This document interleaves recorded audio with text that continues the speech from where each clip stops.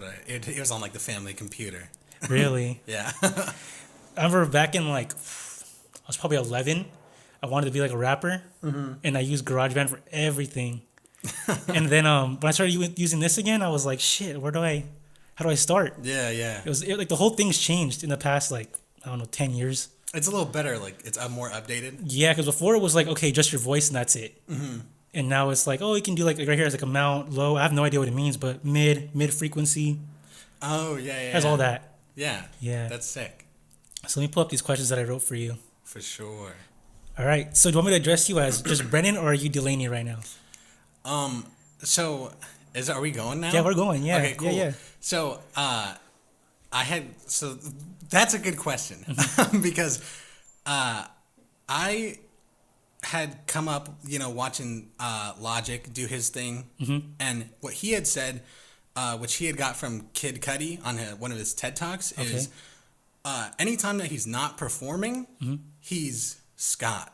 That's like his first name. So I feel like I like doing that shit too. So you're Brennan right now. Yeah. Okay, got you. But if we were in your room, you're Delaney now. Yeah, if we're recording music and stuff, for sure, Delaney. That's what it is. Cool. So before we get into this, I want to thank you for coming. I really appreciate you being here. Yeah, 100%, dude. Yeah, because I feel like now, like I have like my first like big name. if that makes sense. That's pretty funny. I wouldn't even consider myself honestly a name right now. Really? I consider you having a name. I feel like I'm at the very like bottom root of what what every artist potentially wants to blossom. The funny thing is that I was talking to Junior a couple days ago, and he was saying like this stuff is everything that I'm doing right now, even stuff that you're doing. This could be considered like the lost tapes. Yeah. Like this is just the come up. Mm-hmm. So the fact that we're on each other's come up, I think that's pretty sick. Yeah, and actually that's a huge reason as to why I wanted to do this because, can I also like look over here? Yeah, whatever you want. So like this guy Rob has shown me support with my music from day one, and I feel like I've always said this on social media and stuff is like you gotta support your friends with whatever they're doing, and I feel like. It'd be hypocritical of me to like if Rob had reached out to me and I'd be like, oh, you want to do your podcast? And I'm like, oh, fuck that, I don't want to do that shit.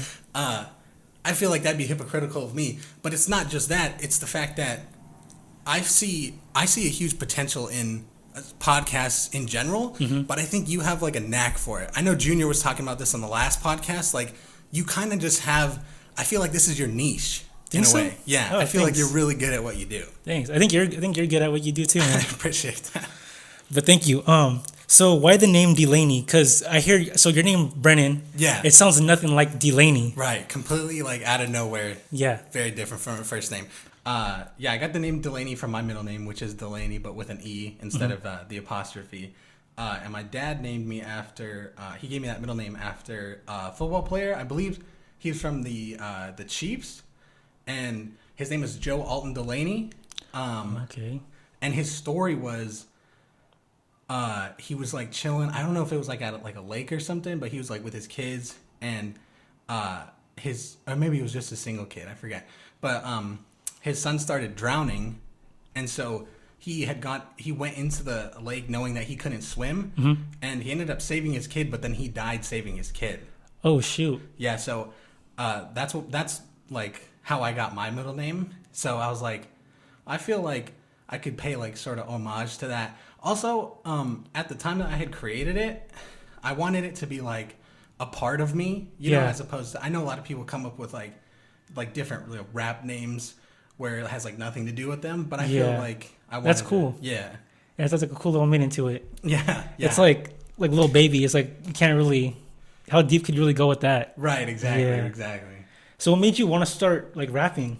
Was it like an epiphany that you had, or is it something you've always wanted to do? Because when you first dropped, what was your first song that you dropped? I forget the name. Oh, man, it was It was Heartstrings, I think, maybe? Yeah. Was that one? On the one on all platforms? Yeah. That was okay, my first one. So when I first saw the post of you, like that you had dropped it, I was working with Gesso. I was actually his employee. Oh, yeah. So I get to work and I'm like, dude, Brennan dropped a song. And he's like, in his desk, he's like, what do you mean, man? And I was like, yeah, Brennan dropped a song. He's like, are you sure? Like, we're thinking about the same Brendan? The same I was guy? like, yes. And he's like, man, out of all the kids that we coached that were, like, I thought would be rappers, that he wasn't one of them. Yeah. And I was like, yeah, it's a good point. So what was it that made you want to be a rapper? Man, it's funny because growing up, I didn't really listen to a ton of rap music.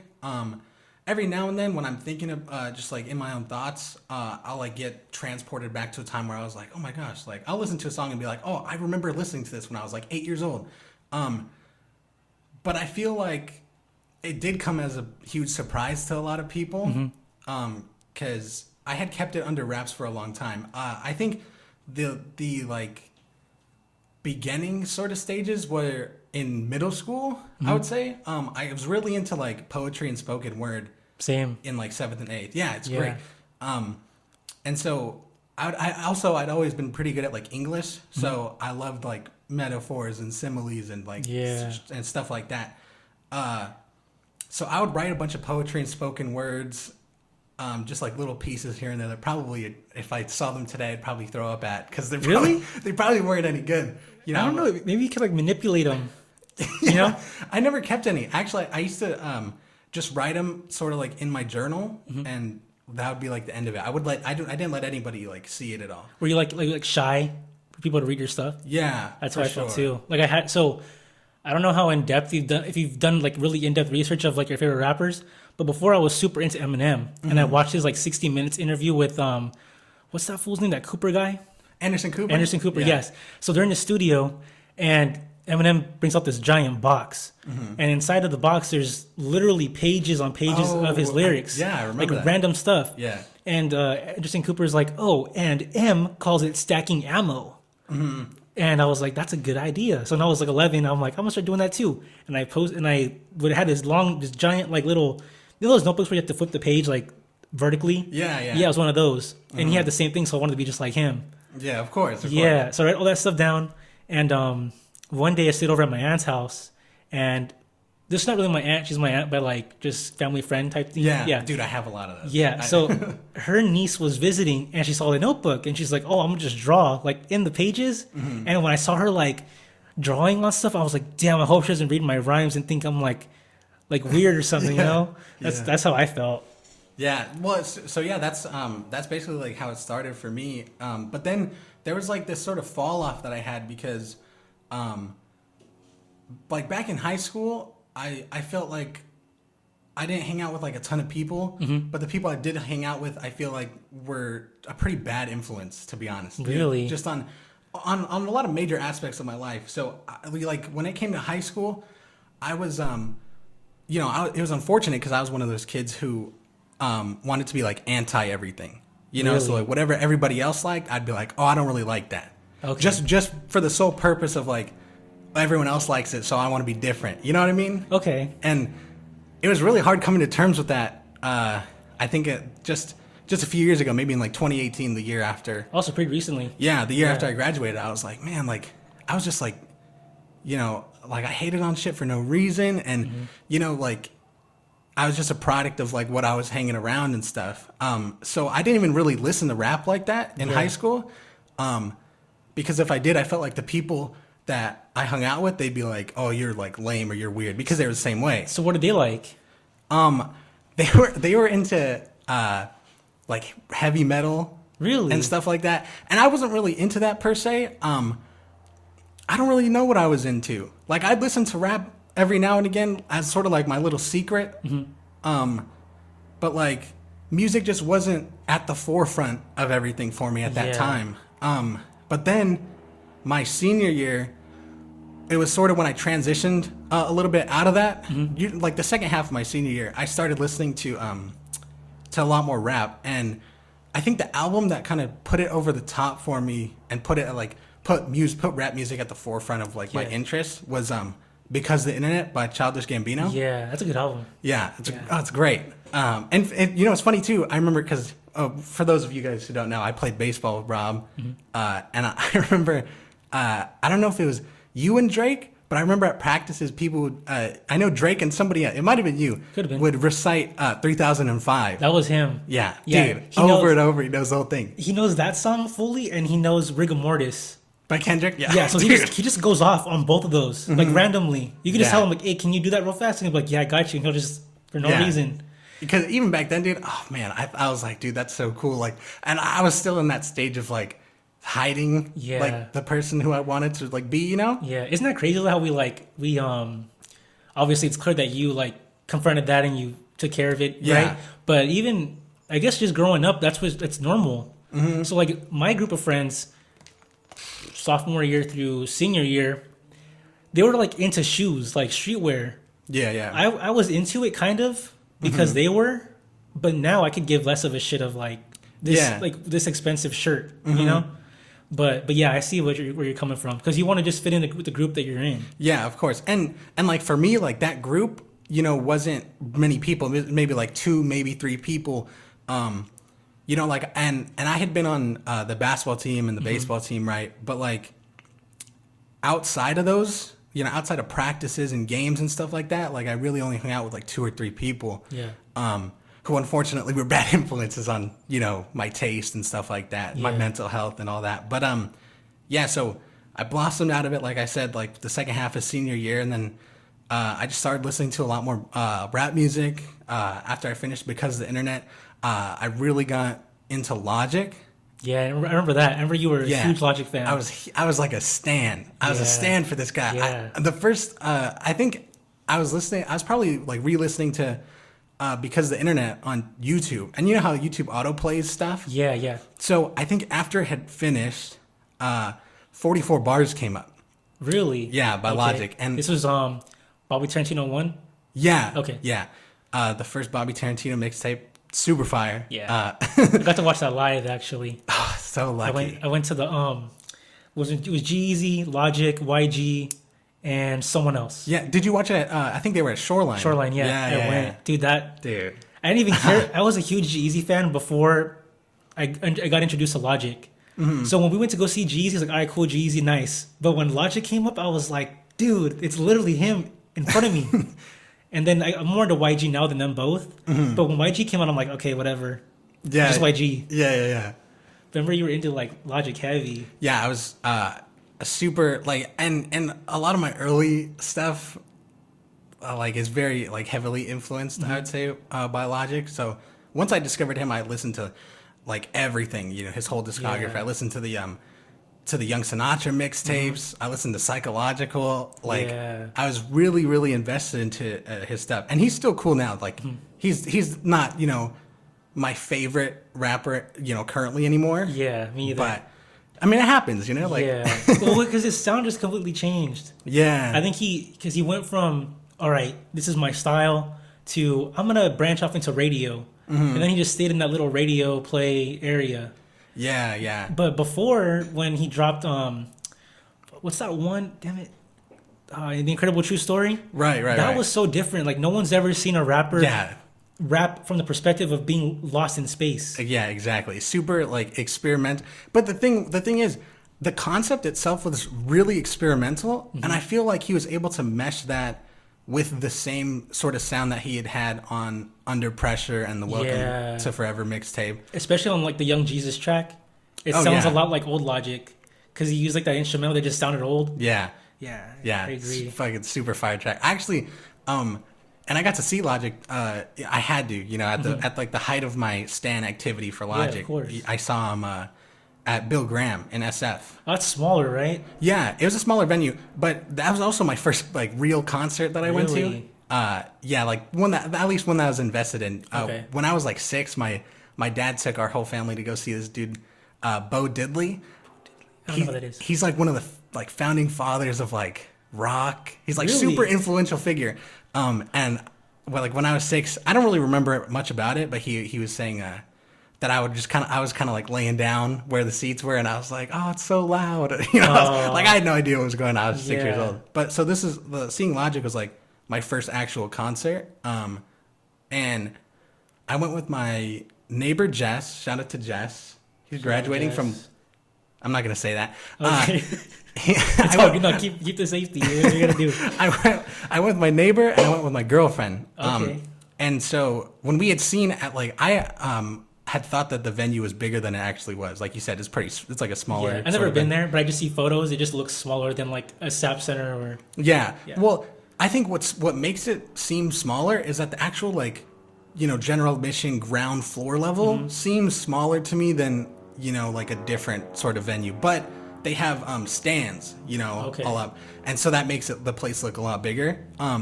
And so I didn't want my girlfriend to get like trampled in mosh pits and stuff. Of course. We went up to the stands and we sat like in the front row of the stands, and we got to see the concert that way, and it was great. He put on a great show. Definitely like a core memory for me. Yeah. And then, that just had sort of kick-started my interest. That's cool. But actually, I will say too,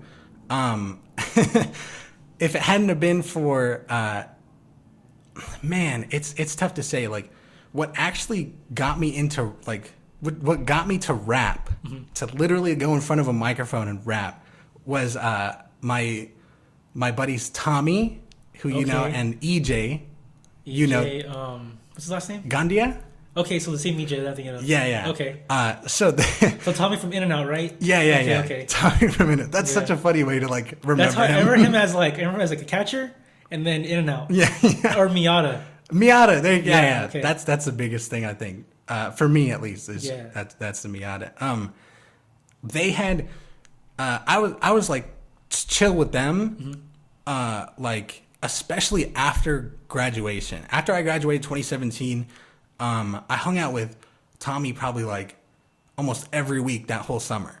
Dude, those are the best summers. Oh, yeah, they're the greatest. Same friend every single day. Yeah. Yeah, that's how me and Drake were. But we listen to Logic every single day. Yeah. Dude, aren't you like so sad just thinking about how like that, like how it used to be? Dude, all the time. Dude. Like I shouldn't reminisce on my past so much, but just waking up on like a July morning, it's like already hot. You're like, fuck, man. But you know what? We're gonna go explore today. Yeah. See what happens. Like my buddies and I would walk to we literally be like, oh, what y'all want to do? I don't know. Okay, let's walk to Eastridge because no one had a car yet. Yeah. So it'd be like 85 degrees.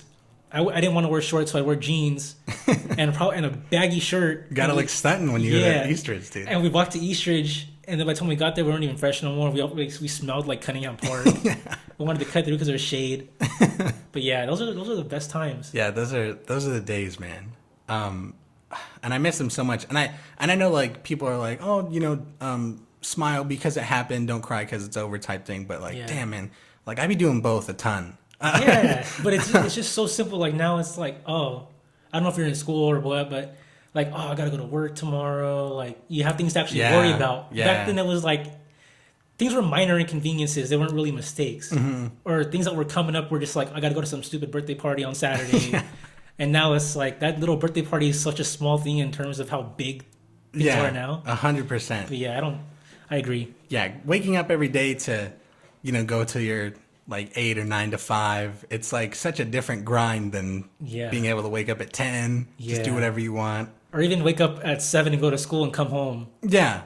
I prefer those days way more than these ones. Yeah, for sure. When you were younger, did you want to be an adult like super quick? Or did you embrace your childhood? I feel like I had, like I can't answer this for surely because, I realistically probably was one of those kids who was like, oh, I can't wait to fucking make my own rules and stuff. Yeah. But I feel like I remember like a good mix of both. Okay. Like I was very curious about how it would be to, become an adult and stuff like that. But at the same time, I was like, I'm playing flag football out here, man. I'm having hella fun. Yeah. Like I feel like I thought both a lot. Yeah, that's how I feel too. Like there was certain aspects of the adult life that you wanted to experience, but like when you were a kid, it was like, okay, I can't yet. Yeah. Like walk to the store by yourself. Like when I got to walk to the store by myself, that was a huge deal. Yeah. I think I turned 10 and I'm like, or 11, and I was like, can I go to 7-Eleven now? Dude, fine, go ahead. It opened like doors. That was such a big deal for me. This really the same shit. Like being able to be like, oh, hey, mom or hey, dad, after school, can I walk to 7-Eleven and like get a Slurpee or something? Yeah. It was like your first little taste of like independence and how it felt to be an adult. But yeah, man, like childhood is just underrated. It's so underrated. Yeah. And you don't know it's underrated when you're a kid, really. No, you're just like, okay, whatever. Yeah. And then boom, you're like sitting at your desk and you're like, damn, Should have took advantage more. Should have cherished those times. Hell yeah. Oh, okay. Yeah. So sorry, back. I get off track. But by the way, if there's anything you ever want to like talk, like how you said you never got to address publicly about your name, your rap name, if anything like that, dude, just say it. Yeah, you'll do a good job of reminding me. Yeah. I feel like all the questions that you have for me will be like, I'll branch off into a million other things. Yeah, this is no script, man. Whatever. Yeah, just say it. Free flowing and stuff. Yeah. But so back to Tommy and EJ. So I had gotten really close with them after that summer after graduating, and so they made like a friendly diss track on me. Real? Oh, I think I remember that. Yeah, and because remember EJ had posted about him in a song, and I was like, EJ raps now? Yeah. Okay, so that makes sense. Now it all makes sense. Okay. Yeah. And man, I'm saying like summer 17. Realistically, it might have been, that fall or the following summer, but it was within like 2017, 2018. Okay. And so they had like dissed me, and it was super funny. The track was called "Sweaty Mode" because you're like, oh, I remember that's like top 10 iTunes. But they called it that because in high, like even now, I have like super sweaty hands. Really, and I can't like control it. I tried like a bunch of different methods in high school to sort of like mask that. Mm-hmm. This makes it seem like the diss track was like cut me down to my core, but it was really funny. It wasn't anything serious. Okay. It was like little jabs. Yeah. And I thought it was pretty funny. So they were like, oh, like they were telling me like, oh, you got to make one back on us now. And at the time I'm like, bro, like, yeah, I'd love to, because I know how to like write stuff. Mm-hmm. But I was like, I have no idea how to record. So I like looked up, free like recording software, and that's how I came into contact with Audacity. Okay. Just such a horrible program, but it is. So when I first started podcasting, I hit up Mr. Cavada. And I was like, hey, like what's like the best software I could use for like a podcast? And he's like, oh, Audacity. And I was like, okay. So I download it, and I'm like, dude, this app sucks. It's very horrible. Yeah. It's so awful. Yeah. Okay, so you came up on Audacity? Yeah. So that's what I had done, and I remember I asked my girlfriend, if I could like borrow her laptop, mm-hmm. Because at the time I didn't have, like a PC set up. I didn't have my own laptop, so I asked to borrow hers, and then she had given it to me, and I downloaded all the stuff, like all the Audacity, and I looked for a beat off YouTube, found a beat. Put it in, and then I remember it was so embarrassing to like rap for me, and honestly, like that's something that I still have to get over today. Like being able to like rap freely, while like people are just sort of like walking around the house and they're like, oh, like what the hell's that noise going on? Yeah, that's how I feel here too. Like if I'm doing a solo episode here and someone walks by, I just want to be quiet. Yeah. And just wait till they walk away. Yeah, it's a struggle, man. Podcasting from home, recording music from home. It's like, I'm not worried like what a user 278910 on TikTok says about me, but like if my dad comes in and he's like, oh, we got a little rapper in the house, then I'm like, oh fuck, like that's like worse. So I remember taking the laptop and I went to like the furthest room in my house, and it had and that room has like a closet with a door that you could shut. Okay. And so I was in like this cramped little space. It literally was probably like from me to you. That's like how much space this closet. Yeah, it's pretty small. Yeah. And so it got like super hot in there. And I remember like I had written down a bunch of stuff, a bunch of like diss lines. Honestly, some of them were pretty good. I can't remember a lot of them, but I remember them not being bad. It's just, since it was my first song, my delivery was like really bad. Also,